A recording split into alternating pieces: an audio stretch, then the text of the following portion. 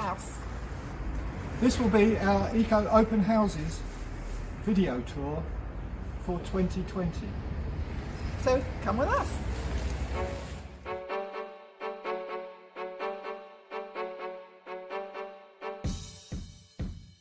We're the bees, the honey bees. We've got 4 wings and loads of knees. Our bodies are hairy and covered in fuzz. Wherever we go, we create a buzz. Hello. Here we are in our back garden. We're very lucky to have a big walled garden. It goes round behind the houses next door, which explains its size. And it turns out it's a perfect place for bees. So I'm going to take you up the steps here and out to where the hive is and show you some of the things about our bees.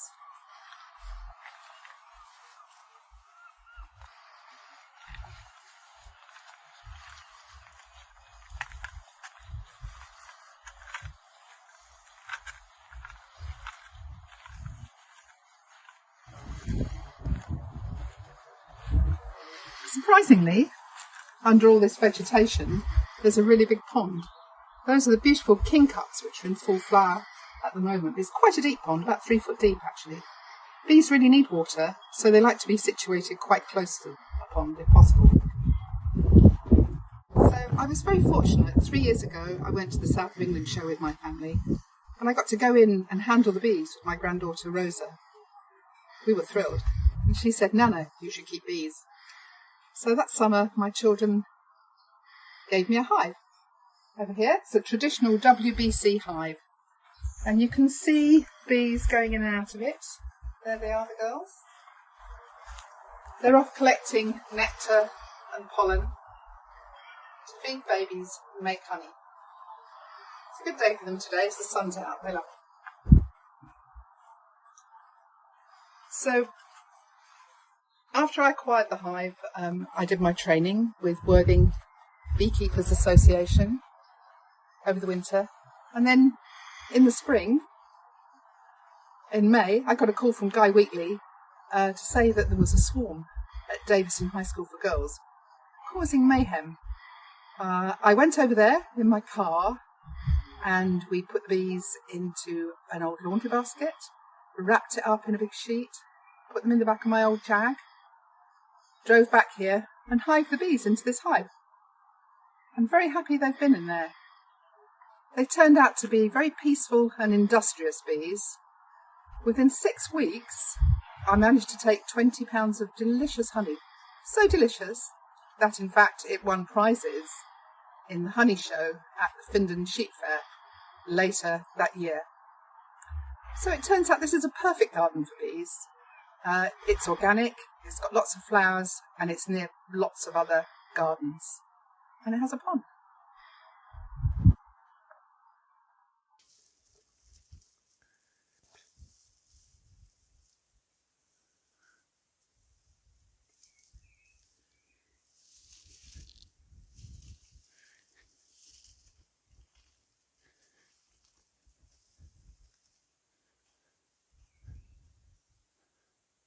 We call this the watershed. Let me show you what's inside.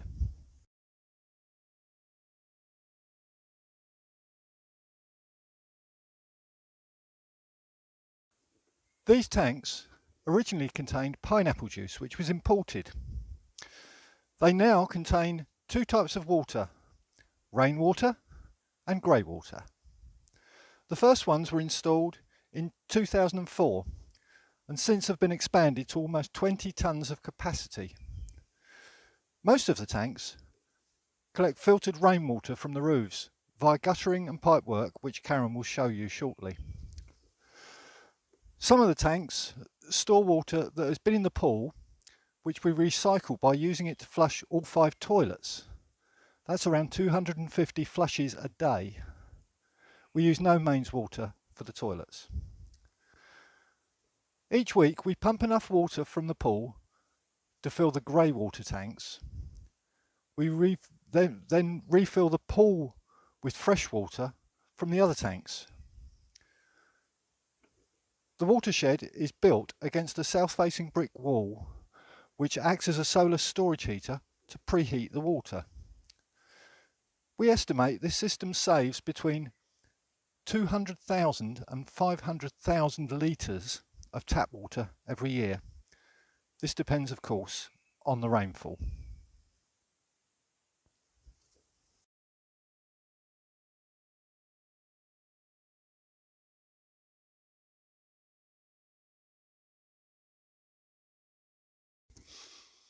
I thank you.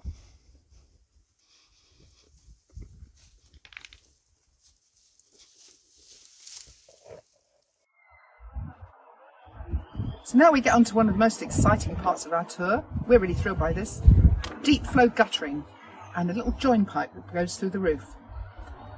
What we did with our water system was to join up the various bits of guttering on the house so that we could channel most of the water into the tanks for the rainwater recycling system. I'm going to show you some of the joins now and what we did. So as we come around here, you can see various bits of pipework running across the flat roof and a pipe running across that roof there.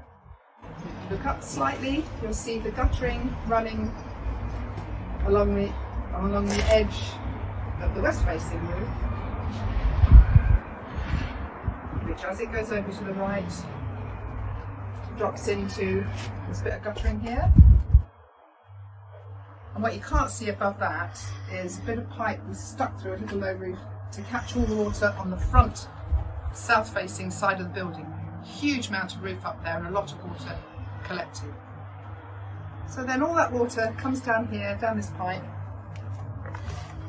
and into these various pipes running across the flat roof here.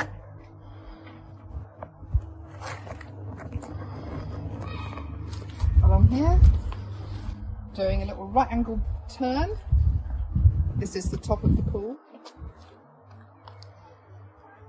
And along. And then down into some guttering. And along it goes to then run down through a filter into the tanks in our water recycling sheds. In addition to our original system, what we added in 2015 was deep flow guttering. The existing guttering was doing a good job, but we were concerned that when it rains heavily, the water would slosh out of the guttering. We'd lose quite a lot, it seemed like a waste. So we replaced most of the guttering on the house with deep flow guttering. Ordinary guttering has a sort of semicircular profile, but deep flow guttering is elliptical and collects up to 50% more of the water. We found this was really effective. Plus, it was really cheap. I think the 18 metres of deep flow guttering cost £35.70 plus VAT, and the joiners were 95p. So the whole system cost us very little to replace the existing guttering. Plus, we took advantage of when the house was painted on the outside and the scaffolding was up, we changed the guttering at that time. This has saved us a huge amount of money, and it's very satisfying to us to hear that water sloshing along and into the tanks.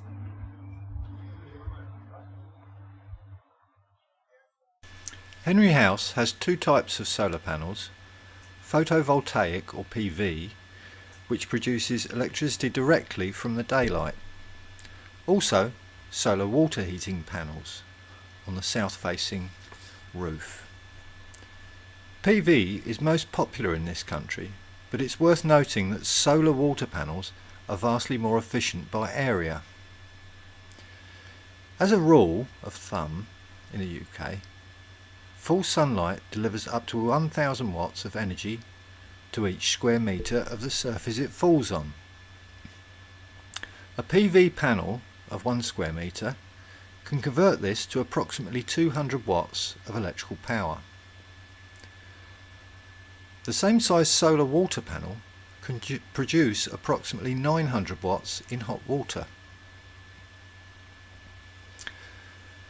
The 4 home-built water panels were installed on the south-facing roof in 2003. The system is very simple.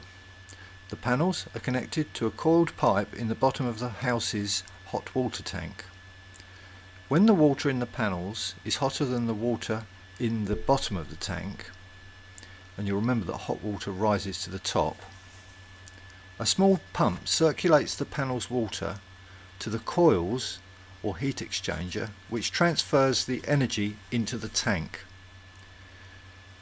This system has been running for 18 years with almost no maintenance, serving all the showers and taps. Gas backup is not usually switched on between April and September. The solar PV panels over the pool room were installed in 2011. The tubular design is used because they're efficient despite being laid flat rather than tilted towards the sun.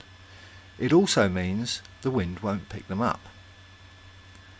The system can provide up to 5 kilowatts of AC power for use in the building, charging the car, and of course sold back to the grid. We get paid more than £1,000 a year for generating electricity for the grid. Swimming pool water must of course be treated and filtered to prevent infection spreading. So we monitor very carefully at all times the levels of disinfectant and also the pH, the alkalinity, the totally dissolved solids and so on, to make sure the water is perfectly safe for swimmers but also very comfortable for them. Modern parents and carers will be particularly concerned about the safety of their babies or their disabled relatives when swimming in a hot pool. We test the water ourselves every 2 hours, and we also send samples away to Worthing Borough Council to their environmental health department. Our test results are absolutely excellent. In 2011 we decided to upgrade our system and switch to an eco sanitizer. This was pretty state of the art at that time. It's an ionizer. Really basically what it does is you put a bit of salt in the pool, so you have a very weak solution of salt, rather similar to human tears, and then that runs through an ionizer which splits the sodium chloride, the salt, into the ions sodium and chlorine. Those chlorine ions then combine with any bacteria, viruses, or maybe hair gel, anything else that might be in the pool, preventing safety and bather comfort. We found the system works excellently and our tests have continued to be fantastic. It also has the advantage that it's much kinder to skin and eyes, so we don't have anybody getting red eye or irritated skin. In fact, people with psoriasis find that swimming in the pool, rather like the Dead Sea, improves their psoriasis. It's also good for eczema. 3 years ago we decided to upgrade the system further and move to a more modern eco sanitizer. So what we did was install 2 in parallel which work in the same way, but that now means that if we have a problem with one, we're not kind of stuck. So now we're going to show you the equipment in the pool room. Over here.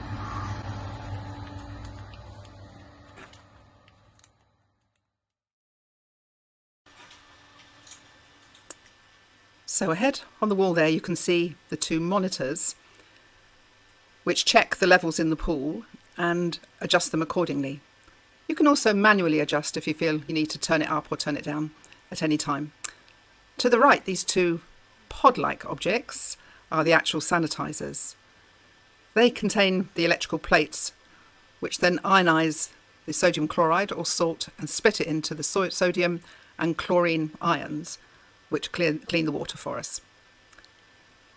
Down here we have the probes which are checking what's going on in the water, and then you can see some little tubes running near them as well. So back up again to the right, near to the pods, we have the system that checks and doses if the pH goes too high.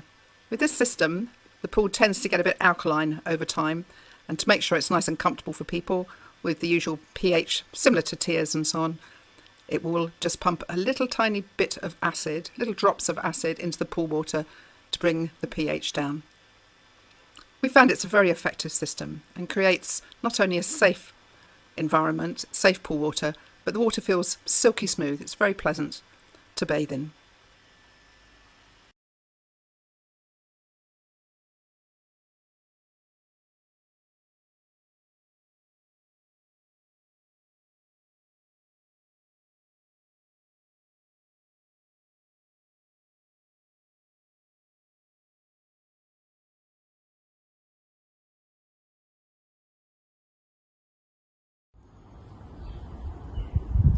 When I moved into Henry House in 1997, I found a very beautiful garden, but completely chemically based, with hardly any wildlife whatsoever. I'd been an organic gardener for 30 years, and for me 2 of the key things were composting, so nothing wasted, kitchen scraps or weeds, all reused, and shredding and mulching. So what I've done here is to mulch heavily throughout the garden. If you pan over this way, you can see my 2 raised beds here. There's a heavy mulch on top of there. Throughout the winter, I'll be pruning the shrubs and trees. I then shred the prunings and put a heavy layer onto the raised beds. This does a number of things. It keeps the weeds down, but it also means you don't have to water, hardly at all. A couple of summers ago when we had a drought, I didn't water my runner beans for 6 weeks, and they were delicious, and I had loads of them. It also nourishes the soil, so if you look at the back raised bed there, that was a very heavy, depleted clay soil that we dug out when we put some more tanks in for the water recycling. And by putting heavy mulch on regularly, that's now been transformed into really good soil. And you can see my nectarine I planted there, doing rather well this year, training against the war. So I find also with mulching, it cuts down on the work a lot. So basically, you prune something, you shred it, you stick it on, that's that bush done for the year. I never go to the dump with any residual stuff. I have some large pieces of wood that won't go through the shed at the back there, that we burn occasionally. So we now found in the garden that there being very little wildlife, we now have damselflies, dragonflies, frogs, toads, and sometimes we see bats.